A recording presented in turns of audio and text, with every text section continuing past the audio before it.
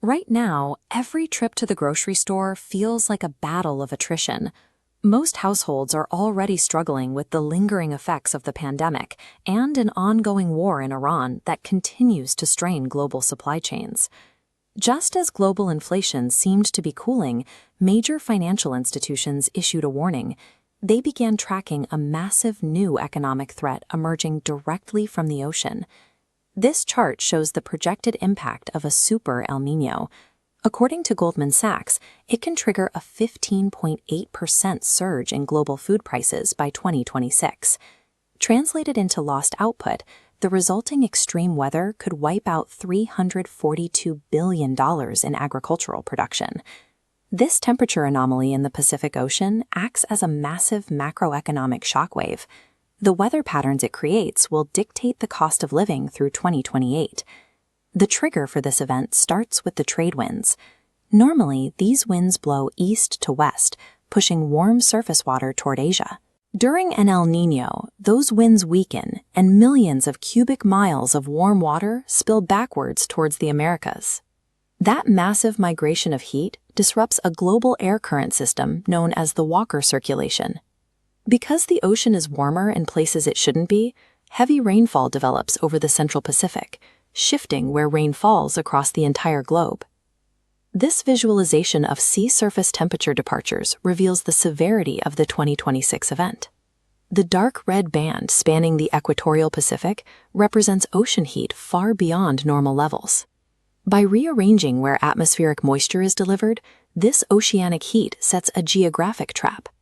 It starves the world's critical agricultural hubs of water right when planting seasons begin. India is one of the first major casualties. Half of the country's cultivated land is rain-fed, meaning millions of hectares rely entirely on the southwest monsoon to sustain their crops. This map illustrates El Niño starving the weather system. Disrupted monsoon winds cause a 40% rainfall drop. During the Kharif season, missing the narrow June planting window guarantees severe moisture stress for crops. Institutional research confirms the direct consequence of this timing.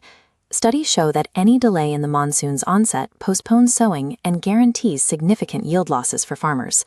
This is happening simultaneously across different hemispheres. While India faces drought, the same global system is dumping catastrophic floods onto South American fields and depriving West African cocoa crops of rain. The global food supply is being battered by these coordinated regional disasters. The total volume of harvestable food worldwide is shrinking at the same time. Farmers are entering this cycle with almost no financial buffer.